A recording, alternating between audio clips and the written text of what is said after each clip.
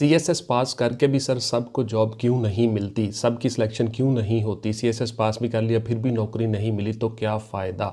ऐसा क्यों होता है कि हम सीएसएस करके भी नौकरी हासिल नहीं कर सकते? तो इसके ऊपर सर वीडियो बना दे प्लीज़। बहुत से आपके सवाल जी, सीएसएस करने के बाद क्या घर मिल जाता है, गाड़ी मिल जाती है, प्रोटोकॉल कितना मिलता है, एएसपी का प्रोटोकॉल ज़्यादा होता है या एसी का प्रोटोकॉल ज़्यादा होता है? बहुत से आप सवाल करते हो, मैं हंसता भी हूँ सम टाइम बच्चों वाले सवाल। तैयारी कितनी अर्सा करना चाहिए, बुक्स कौन सी होती हैं, किस बुक्स तैयारी करें, आखिर कौन लोग कामयाब होते हैं और लोग फेल क्यों होते हैं? ये सारे के सारे आपके सवाल जी आज की वीडियो कि सीएसएस पास करने के बाद भी क्या हमारी पोस्टिंग ज़रूरी है, हो जाए, अगर नहीं होती तो क्यों नहीं होती? मैं हूं जी रज़ा बुखारी और आप देख रहे हैं बुखारी स्पीक्स यूट्यूब चैनल। तो व्यूअर्स, इस चैनल में मैं आपके लिए, जैसा कि आपको पता है, सर्विस ओरिएंटेड वीडियोस बनाता हूं, मुख्तलिफ जॉब्स को हासिल करने के तरीक़ाकार का बताता हूं, उन प्रोसेस का बताता हूं जिन प्रोसेस से आप गुजर के वो जॉब हासिल करते हो। चैनल को प्लीज़ सब्सक्राइब कर लीजिएगा और बेल का आइकन दबा के ऑल पे क्लिक कर दीजिएगा ताकि आप इसी तरह से मेरी वीडियो से फ़ायदा उठाते रहें। पूरे पाकिस्तान से बच्चे मेरी वीडियो से फ़ायदा उठा के बहुत सी जॉब्स हासिल कर रहे हैं। बहुत से कमेंट्स में आप मुझे कहते हो कि सर आपके चैनल की वजह से मुझे जॉब मिल गई। सर मैं आपका बहुत शुक्रगुजार हूं, मैं पिछले 2 साल से अटैच हूं आपके चैनल से, मैं 1 साल से अटैच हूं। बहुत से आपसे कमेंट्स आते हैं। वेरी नाइस जी, थैंक यू वेरी मच। आता हूं मौजू की तरफ। तो सबसे पहले सीएसएस का आप क्राइटेरिया सुन लीजिए। तो देखिए, बीए, बीएससी और इक्विवेलेंट आपकी तालीम है। इसके अलावा सेकंड क्लास आपकी डिग्री है, सेकंड डिवीजन डिग्री है। सी क्लास वाले भी अप्लाई कर सकते हैं। अगर आपकी सेकंड क्लास डिग्री नहीं है ग्रेजुएशन में, तो मास्टर लेवल की आपकी डिग्री सेकंड क्लास की होनी चाहिए, आप एलिजिबल हो जाते हो। पाकिस्तानी मर्द औरत दोनों इसमें अप्लाई कर सकते हैं, जिन्स लड़के लड़कियां दोनों।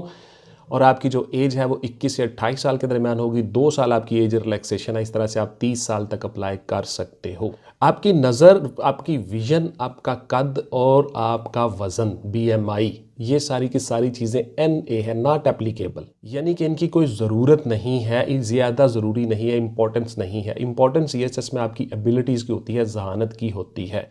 पे स्केल आपका 17 है, 17 स्केल पे आपको जॉब मिलती है। गजटेड ऑफिसर आप होते हो, किसी न किसी डिपार्टमेंट के हेड के तौर पे आपको लगाया जाता है, आपने सुपरविजन करनी होती है।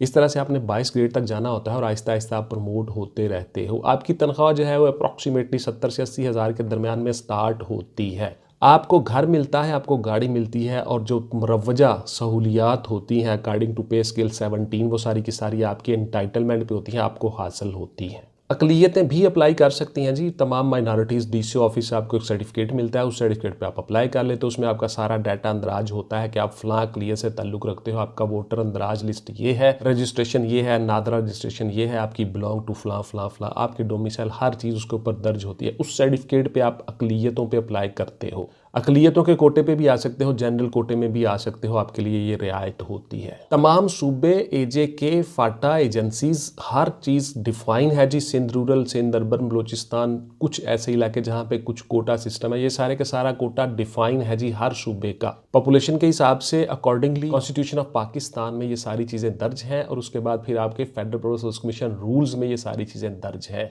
उसके मुताबिक कोटा है जी। अप्रॉक्सीमेटली हर साल 200 से 210-20 के दरमियान में सीटें होती हैं, यानी राउंड 200 सीट्स होती हैं। उसके ऊपर तमाम पूरे पाकिस्तान से एलोकेशन होती है।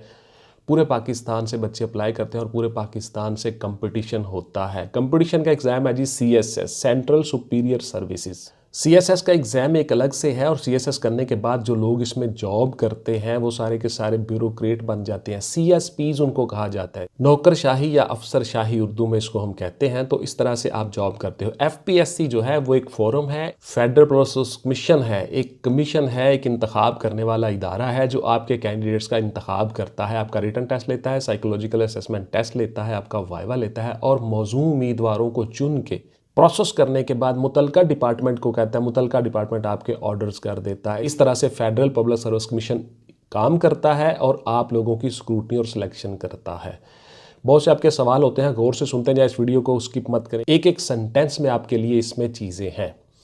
इंतखाब का तरीकाकार सुन लीजिए जी। सबसे पहले आपका होता है रिटन टेस्ट। रिटन टेस्ट आपका होता है 1200 नंबर का। इसमें 600 कंपलसरी है, 600 इलेक्टिव है। बहुत सी मेरी वीडियोस पड़ी हुई हैं चैनल पे, आप देख सकते हो। हर चीज़ मैंने डिफ़ाइन की हुई है, एक एक चीज़ तफसील के साथ बताई हुई है। ग्रुप्स में मेरी वीडियो पड़ी हुई है कि सीएसएस के ग्रुप्स क्या होते हैं, ग्रुप सिलेक्शन कैसे करनी है, सीएसएस होता क्या है, पास किस तरह करना है। बहुत सी मेरी वीडियोस पड़ी हुई हैं, वो सारी की सारी आप देख के उनसे फ़ायदा उठा सकते हैं। उसके बाद होता है जी आपका साइकोलॉजिकल असेसमेंट टेस्ट और साइकोलॉजिकल वाइवा। उसके बाद आपका होता है जी फाइनल वाइवा या फाइनल इंटरव्यू। 300 नंबर का ये प्रोसेस होता है। 300 नंबर का आपका वाइवा, साइकोलॉजिकल असेसमेंट टेस्ट और इंटरव्यू सारे का सारा होता है जी। इसमें आपने पास होकर उसके बाद टोटल मार्क्स आपके बन गए 1500। 15 में से आपने पास होना होता है। आपकी एलोकेशन होती है आपके नंबरों के हिसाब से। जितने नंबर आपने ज़्यादा ले लिए होंगे उतने आप ऊपर वाले ग्रुप्स में आ जाओगे, यानी डिज़ायर ग्रुप आपको मिल जाएगा। ग्रुप किस तरह से सिलेक्ट करते हैं, ग्रुप किस तरह मिलते हैं, हम चॉइस कर सकते हैं, ये सारी की सारी मेरी वीडियोज़ पड़ी हुई हैं, आप देख सकते हैं चैनल के ऊपर गौर से जाके। आज की वीडियो में मैंने सिर्फ आपको ये बताना है कि आपकी एलोकेशन क्यों नहीं होती, पास होने के बावजूद भी आपकी एलोकेशन क्यों नहीं होती। तो गौर से सुनते जाइए वीडियो को। उसके बाद आपका वाइवा हो गया, शॉर्ट लिस्टिंग हो गई और आपकी एलोकेशन लिस्टिंग फाइनल हो गई। आपके ग्रुप्स अलॉट हो गए, हर चीज़ हो गई। 200 है, 210 है, 220 है, जितने लोग हैं उन सब की लिस्टिंग बन गई, मुतलका डिपार्टमेंट्स को चली गई। आपके ऑर्डर्स हो गए, आपको कॉल आ गई, आपको बुलवा लिया गया, आपके एड्रेस वगैरह हर चीज़ वेरिफिकेशन हो गई एजेंसीज़ के थ्रू, हर चीज़ ओके हो गई। अब आप ट्रेनिंग पे जाओगे। मुख्तलिफ डिपार्टमेंट्स की मुख्तलिफ ट्रेनिंग सेंटर्स हैं, मुख्तलिफ ट्रेनिंग इंस्टीट्यूशंस हैं, वहाँ पे आप ट्रेनिंग करते हो। उसके बाद फिर आपकी पोस्टिंग हो जाती है। अप्रॉक्सीमेटली आपकी 1 साल की ट्रेनिंग होती है।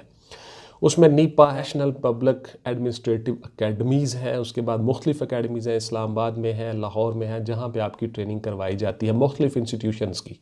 उसके बाद आपकी पोस्टिंग हो जाती है। मुख्तलिफ डिपार्टमेंट्स में आप ग्रेड 17 में पोस्टिंग लेते हो और उसके ऊपर फिर आपके एंटाइटलमेंट में गाड़ी, घर शर सारा कुछ प्रोटोकॉल आपको मिलता है। अब आ जाते हैं जी आपके सवाल की तरफ। जो मेन सवाल था आपका कि आपकी पोस्टिंग क्यों नहीं होती, आपको जॉब क्यों नहीं मिलती CSS करने के बावजूद। तो देखिए, आपकी सबसे पहले ये बात आप जहन में रख लो कि CSS में 400 से 500 लोग पास होते हैं अप्रॉक्सीमेटली। अंदाजन ये होता है कि फेडरल प्रोसेस कमीशन ने एक क्राइटेरिया बनाया हुआ है कि एक सीट के अगेंस्ट हमने 4 से 5 लोगों को बुलवाना है फॉर इंटरव्यू। तो उसमें बहुत से बंदे पास हो जाते हैं रिटन में। तो रिटन में आप पास हो गए, आपको बुलवा लिया गया इंटरव्यू, फाइनल सिलेक्शन और वाइवे और साइकोलॉजिकल असेसमेंट टेस्ट के लिए। अब इंटरव्यू में आपने कैसा परफॉर्म किया उस पर डिपेंड करता है, आपके इंटरव्यूज़ के नंबरों पे डिपेंड करता है। उसके बाद आपके नंबर हो गए, आपको इंटरव्यू क्लियर कर लिया, आपने साइकोलॉजिकल असेसमेंट टेस्ट क्लियर कर लिया, हर चीज़ क्लियर कर ली। अब आपके फाइनल नंबर हो जाते हैं कि किस तरह से आपने क्या क्या किस किस मरले में कितने मार्क्स हासिल किए। आपकी टोटल नंबरों की एलोकेशन हो जाती है। वहाँ पे एक एक नंबर में 10-10 लोग फॉल कर रहे होते हैं। मसलन 725.1, 725.2, 725.3, यानी एक नंबर में 10 लोगों की ज़िंदगी का फ़ैसला होता है। हो सकता है 2 नंबरों के दरमियान ही ग्रुप आपका बहुत नीचे चला जाए, तो इसलिए बहुत ज़रूरी होता है एक एक नंबर हासिल करना। इसी को कंपटीशन कहते हैं, इसी को इम्तहान कहते हैं। आपके साथ किसी के साथ कोई ज़्यादती कुछ नहीं होता। आप लोग कहते हो कि सर सिफारिश चल जाती है, कितनी रिश्वत चलती है, कितनी सिफारिश, ये सब बकवास और लेम एक्सक्यूज़ हैं उन लोगों के जो नालायक होते हैं और बाद में कहते हैं कि जनाब सिफारिश चल गई है जी, फलां हो गया। जिस बंदे के अंदर एबिलिटी होती है, काबिलियत होती है, उसको कोई पीछे नहीं कर सकता, याद रखिएगा। उसको डिज़ायर ग्रुप भी मिल जाता है और वो सारी अच्छी जॉब भी करता है, सारी प्रमोशन भी लेता है, बिकॉज उसके अंदर कुछ एबिलिटीज़ होती हैं। उन एबिलिटीज़ के मुताबिक ही आपकी एलोकेशन की जाती है, याद रखना। आखिर किन लोगों को जॉब मिलती है, पास कौन लोग होते हैं? कमिटमेंट और डिवोशन वाले लोग पास होते हैं जी, जो बैठे होते हैं कमिटेड होकर चिल्ला काट रहे होते हैं कि हमने करना ही करना है। I have to do. वहाँ पे हैव लगता है जहाँ पे अपना जोर देना हो, कमिटेड हो कि मुझे ये करना ही होगा हर हाल में, आई हैव टू डू। तो इसलिए वो लोग कामयाब होते हैं। आप मुझसे बहुत से सवाल करते हो कि सर कितना अरसा इसमें पढ़ना चाहिए जी अंदाज़न। तो देखिए, अब बहुत से लोग पढ़ रहे होते हैं और ये हर बंदे की एबिलिटी पे डिपेंड करता है। मिनिमम मैं आपको रिकमेंड करूँगा कि आप 8 से 9 महीने पढ़ें मिनिमम। उसमें भी ये है कि आपकी पीछे जो एकेडमिक्स चल रही है, आपकी मेहनत चल रही है, आपकी सर्विस है, 16 साल 14 साल आपने तालीम हासिल की है, वो एक अलग से प्रोसेस है। उसमें भी आपकी एबिलिटीज़, आपकी अच्छे मार्क्स, आपकी हर चीज़ होनी चाहिए। उसके बाद फिर 8 से 2 साल तक, 8 महीने से 2 साल तक आपने तैयारी करनी है। ये आपकी एबिलिटी पे डिपेंड कर रहा होता है। तो जो जितना हासिल कर ले, जो जितनी मेहनत कर लेगा उतना हासिल कर लेगा। लैसा लिल इंसानी इल्ला मा सआ, कुरान मजीद में अल्लाह पाक ने फरमाया, जो जितनी कोशिश करता है मैं उसको उतना ही देता हूँ। तो इसलिए ये आपकी कोशिश, आपकी नीयत पे डिपेंड कर रहा होता है कि आप किस तरह से कामयाब होने के लिए मेहनत कर रहे हो। एक बंदा दिन रात पढ़ रहा है, 24 घंटों में से 18 घंटे पढ़ रहा है, पिछले 2 साल से चिल्ला काट रहा है, मुस्तकिल बैठा हुआ है, और एक बंदा उठ के एक किताब वाला आ जाए कि मुझे एक किताब बता दे, मैंने CSS करना है, वो उसके साथ मिल सकता है। बाद में फिर इसी तरह की बातें करेगा कि जनाब सिफारिश चल गया जी, रिश्वत चल गया जी, यो पाकिस्तान में होता ही ऐसा है। ये सब बकवास प्रोपेगेंडा होता है।